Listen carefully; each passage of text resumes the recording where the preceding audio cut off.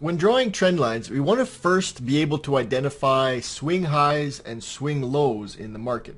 Now, this is a graphic, a representation of the market, and it depicts the swing highs and the swing lows. Now, the swing high is anything that is a substantial area of resistance. A swing low is a good area of support.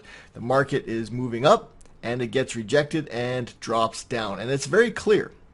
It's something that we can easily identify, and that becomes a swing high.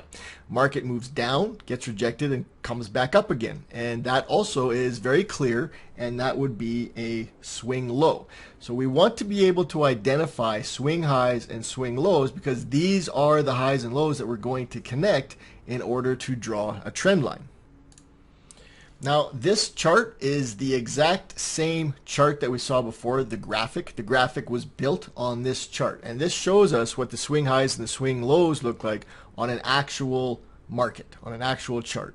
So we've got the swing highs, swing low, a swing high, a swing low, high, low, high, low, high, low, and so on.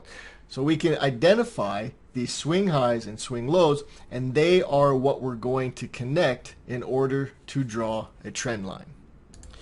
Now, sometimes a swing high and a swing low isn't going to be as crystal clear as a peak or a valley. Now, this is a very substantial valley. It has got a very definite bottom to it. This one is a peak. It has a very definite top to it.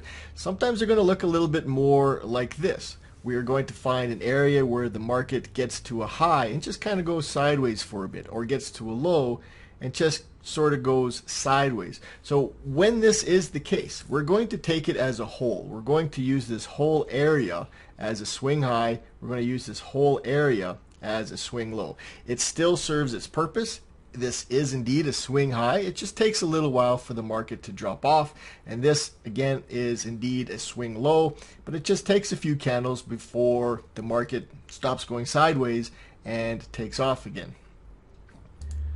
So this being an actual chart, we can see the swing highs and the swing lows quite clearly. Swing high, there's another swing high, high, high, high, and a low, a low, a low, a low. So we have them very clearly defined. And if you are having a tough time determining whether or not it's a swing high or a swing low, it probably isn't.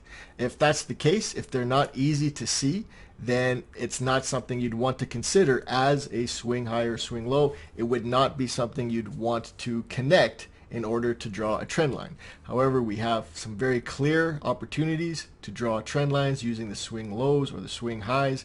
Very clear, very in your face, and that is essentially what we're looking for.